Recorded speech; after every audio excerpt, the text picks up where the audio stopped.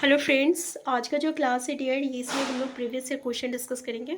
CTET का previous year question जो रहता है ये आपका जो रहता है बार बार क्वेश्चन जो है हमें सीटेट में देखने को मिलता है।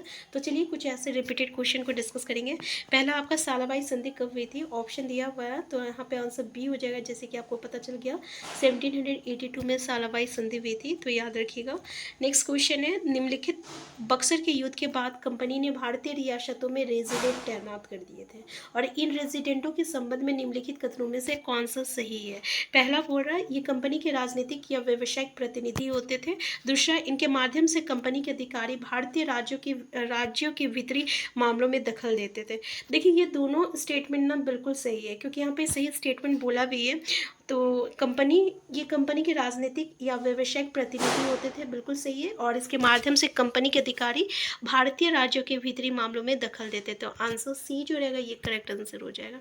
नेक्स्ट क्वेश्चन है, प्लासी के युद्ध के संबंध में निम्नलिखित कथनों पर विचार कीजिए। पहला, इस युद्ध में रॉबर्ट क्लाइव ने कंपनी की सेना का नेतृत्व, हाँ बिल्कुल सही है, रॉबर्ट क्लाइव ने कंपनी की सेना का नेतृत्व किया था। और सिराजुद्दौला के सेनापति मीर जाफर के टुकड़ियों ने इस युद्ध, हाँ बिल्कुल सही है, इसी के कारण ये युद्ध में जो है इस युद्ध के बाद सिराजुद्दौला को मार दिया गया तथा मीर जाफर को नवाब बना दिया गया।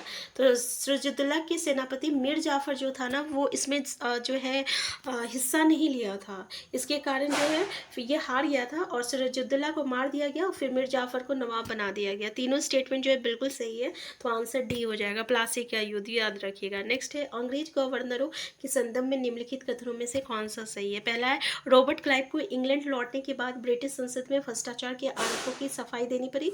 दूसरा, वारेन हेस्टिंग्स जब इंग्लैंड लौटा तो उस पर ब्रिटिश संसद में महाभियोग का मुकदमा चला। तीसरा, भारत में लॉर्ड हैसिंगटन के नेतृत्व में सर्वोच्चता की एक नई नीति शुरू की गई थी। तो पहला दूसरा, दूसरा तीसरा, या पहला तीसरा, या पहला दूसरा तीसरा। तो देखिए ये तीनों स्टेटमेंट सही है, ठीक है। ये सब हम लोग एनसीईआरटी में पढ़े थे कि रॉबर्ट क्लाइव जो था जब इंग्लैंड लौटा तो उस पर जो है भ्रष्टाचार का आरोप का सफाई देना पड़ा था। वारेन हेस्टिंग में महाभियोग का भी मुकदमा चला था और लॉर्ड हेस्टिंग के नेतृत्व में सर्वोच्चता की एक नई नीति जो है शुरू की गई थी। आंसर डी हो जाएगा, यानी ये तीनों स्टेटमेंट जो है हमारा बिल्कुल सही है। नेक्स्ट क्वेश्चन बोल रहा है, लॉर्ड डलहौजी की विलय नीति को याद रखिएगा कि संदर्भ में निम्न कथनों पर विचार कीजिए। विलय नीति क्या बोलता है कि इस नीति के अंतर्गत किसी शासक जिसका कोई पुरुष वारिस नहीं है कि मृत्यु होने पर उसकी रियासत कंपनी के भूभाग का हिस्सा बन जाते थे। दूसरा, इस सिद्धांत के आधार पर सबसे पहले अवध का विलय किया गया था।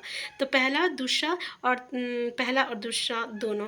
तो देखिए ये जो है हमारा बिल्कुल सही है कि अगर कोई मतलब उसका वारिस नहीं होता था तो उसका रियासत जो रहता था वो भूभाग का हिस्सा बन जाता था, इसी को विलय नीति कहा गया है। तो पहला जो है ये हमारा बिल्कुल सही है।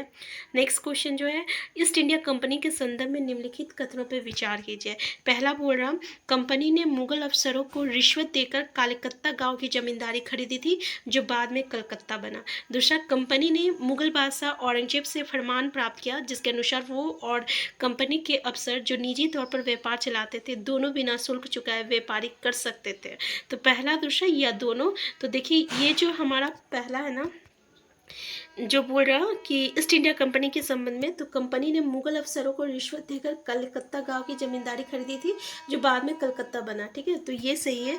लेकिन कंपनी ने मुगल बादशाह औरंगजेब से फरमान प्राप्त किया जिसके अनुसार वो और कंपनी के अफसर जो निजी तौर पर व्यापार चलाते थे दोनों बिना शुल्क चुकाए व्यापार जो है कर सकते थे। ये आपका स्टेटमेंट गलत है, ठीक है। तो पहला जो रहेगा करेक्ट आंसर हो जाएगा। नेक्स्ट क्वेश्चन है, आंग्ल मैसूर युद्ध के संदर्भ में निम्नलिखित कथनों में से कौन सा सही है। पहला बोल रहा मैसूर तथा अंग्रेजों के बीच 4 युद्ध हुआ था।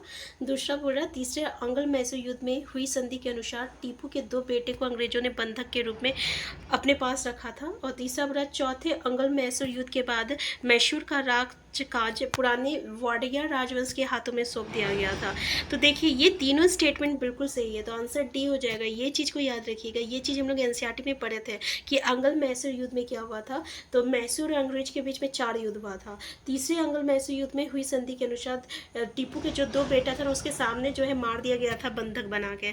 फिर इसके बाद क्या हुआ था, मैसूर का राज का जो है आपके पुराने वेडियार के राजवंश के हाथ में सौंप दिया गया था। तीनों स्टेटमेंट जो है बिल्कुल सही है। नेक्स्ट है, निम्नलिखित में से कौन कित्तूर वर्तमान कर्नाटक में अंग्रेज विरोधी आंदोलन के नेतृत्व से संबंधित है? रानी चित्तम्मा रायत्रा, तो ये दोनों थी, तो आंसर सी हो जाएगा। नेक्स्ट क्वेश्चन है 17वीं शताब्दी के प्रथमार्ध के संदर्भ में निम्नलिखित कथनों पर विचार कीजिए। पहला, ईस्ट इंडिया कंपनी को पूरब से व्यापार करने का एकाधिकार प्राप्त था, ठीक है। दूसरा, भारत की बने बारीक सूती कपड़े और रेशम की यूरोप के बाजारों में बहुत अधिक मांग थी, ये भी सही है। इस समय तक पुतगली भारत के पश्चिमी तट पर अपनी उपस्थिति दर्ज करा चुके थे। तीनों स्टेटमेंट बिल्कुल सही है, तो याद रखिएगा ये तीनों स्टेटमेंट सही है, ठीक है। तो 17वीं शताब्दी में क्या क्या हुआ था कि ईस्ट इंडिया कंपनी को पूरब से व्यापार करने का अधिकार मिल गया था, ठीक है। फिर जो सूती कपड़े था ना रेशम की, उसको यूरोप में बहुत ज़्यादा उसका मांग था। पुतगली भारत के पश्चिमी तट पर अपना उपस्थिति दर्ज करा चुके थे। तीनों स्टेटमेंट सही है, ठीक है। नेक्स्ट है गवर्नर जनरल वारेन हेस्टिंग्स के काल में प्रशासनिक सुधारों के संदर्भ में निम्नलिखित कथनों पर विचार कीजिए। देखिए, वारेन हेस्टिंग ने प्रत्येक जिले में एक फौजदारी तथा एक दीवानी अदालतों की स्थापना की। दूसरा है देखिए 1773 के रेगुलेटिंग एक्ट के तहत एक सर्वोच्च न्यायालय के साथ साथ कलकत्ता में अपीलीय अदालत सदर निजामत अदालत की स्थापना की गई थी। तो देखिए ये दोनों स्टेटमेंट सही है, ठीक है, दोनों स्टेटमेंट सही है। रेगुलेटिंग एक्ट कब पूछ आता है तो ये भी पूछा था, तो याद रखिएगा 1773, ठीक है। तो ये दोनों स्टेटमेंट बिल्कुल सही है। तो एक बार आप देख सकते हैं क्वेश्चन को, एक बार फिर से देख लीजिएगा कि प्रत्येक जिले में एक फौजदारी तथा एक दीवानी अदालतों की स्थापना हुई थी और रेगुलेटिंग एक्ट के तहत सर्वोच्च न्यायालय के साथ साथ कलकत्ता में अपीलीय अदालत सदर निजामत अदालत की स्थापना की गई थी, ठीक है। नेक्स्ट है मैसूर रियासत के संदर्भ में निम्नलिखित कथनों पर विचार कीजिए। पहला, हैदर अली और टीपू के समय मालाबार तट पर होने वाला व्यापार मैसूर रियासत के नियंत्रण में था। दूसरा बोला टिप्पू सुल्तान को शेर मैसूर कहा जाता था। तीसरा है टीपू ने अपनी सेना के आधुनिकीकरण के लिए डचों की सहायता ली। क्या सही है? तो बिल्कुल पहला और दूसरा सही है, ठीक है। ये स्टेटमेंट गलत है कि इन्होंने डचों की सहायता ली। तो पहला और दूसरा, शेर मैसूर किसे कहा जाता है? तो टीपू को कहा जाता है। नेक्स्ट है भारत में यूरोपीय व्यापारिक शक्तियों के आगमन। देखिए ये क्वेश्चन बहुत इंपॉर्टेंट है, याद रखिएगा। तो सबसे पहले कौन आया था? तो हम बता दें, सबसे पहले पुर्तगाली आया था, फिर डच आया था, फिर अंग्रेज आया था, फिर फ्रांसीसी आया था। आंसर डी हो जाएगा सर, ठीक है। तो पहला पुर्तगाली था, फिर डच था, फिर अंग्रेज था, फिर फ्रांसिस था। तो आंसर डी हो जाएगा, ये इसका क्रम है।